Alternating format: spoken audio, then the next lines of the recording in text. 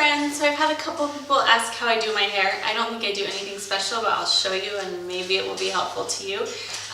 So I'm just finishing up drying my hair. It's pretty much dry. I didn't think you needed to watch me dry my hair. I don't put a ton of product in my hair. My hair curls pretty easily and I don't love like a heavy feeling. Sometimes if I have time, I'll load a little bit of the heat styling stuff that one of my friends introduced me to that I kind of love. But I'll also put some of the, like some thickening mousse while it's still dry, just because I still kind of have pregnancy head hair. And then I'll put a little bit of BioSilk sometimes, just because it kind of makes it a little bit so my ends don't look so crazy. So I'll just finish drying it up and then I'll show you how I curl it. I have this awesome brush that I love that just makes it easier to give myself a little bit more body. I've had it for years, but it just kind of makes it so my hair doesn't seem so flat at the top, even though it still kind of does, unfortunately. I kind of have like this wavy, frizzy, nothing hair. So, okay. I don't typically use 2 curling irons, but I will today just because I have a little bit more time, and whenever I have more time I will do that, just because it makes it a little bit better. Occasionally, if my hair is super frizzy, I'll actually flat iron just the ends really quickly. I don't typically do that just because it's so bad for my hair and I don't usually have time. But sorry, you can hear my kids in the background there playing in the other room. Okay, so I'm going to use 2 curling irons today. This one, which is kind of huge, but I like the look that it gives.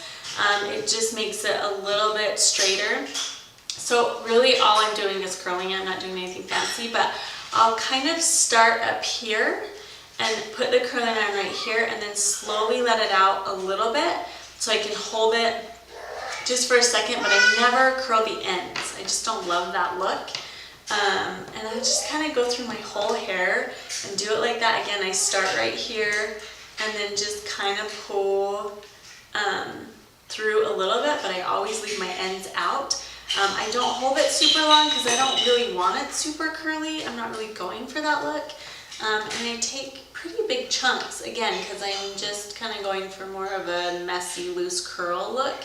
And I just start here at the top and let a little bit through. And if your hair's a little bit longer, and you'll see when I get to some kind of longer hairs, you have to kind of let a little bit more through just so you at least get most of the hair, not just the top of it. So I kind of just go through it all like that. That's really all there is to it. I've actually started using, like I said, when I have time, this smaller curling iron. I couldn't do my whole hair like this. I kind of get like this weird flat head thing going. But it's super humid here. I walk outside and my hair literally just goes flat and limp. And sometimes I'll throw this in here and just add a little bit more curl that maybe will stay a little bit longer. And just do that on like half of the pieces, or like not even half, a fourth of the pieces. Sometimes when I'm in a huge rush, I'll do all my hair with that, just because I can do huge chunks and to kind of get that same look. But I don't get enough body on the top when I do that, I feel like. And then I'll show you I have a classic old curling iron I've used forever that's kind of in between those sizes that I use also and do this exact same thing with, and it gives me a little bit tighter of a curl. So again, I kind of start up here, let a little bit more of the hair through, but I always leave that end out. I usually only have about 5 minutes to do my hair, so this is kind of a fast, I'm going slow because I'm talking and I can't do both 2 things at once, but just kind of a fast process. I don't hold anything super long, just kind of whip through it. And like I said, I'll kind of throw, like this part of my hair doesn't curl as well for some reason, so I'll throw in this hair really fast and a tighter curl. And then just quickly go through it. And like I said, sometimes I'll put the heat styling stuff. It gives me a little bit more grit. Will kind of hold the curl better. But usually I'm just in a rush and just trying to like get my hair done. So I'll just, especially right here, I really start up here to try and get a little bit more body. I've got those weird post-pregnancy hairs that I'm kind of trying to hide, and by getting a little bit more of that body, it will hide a little bit of that.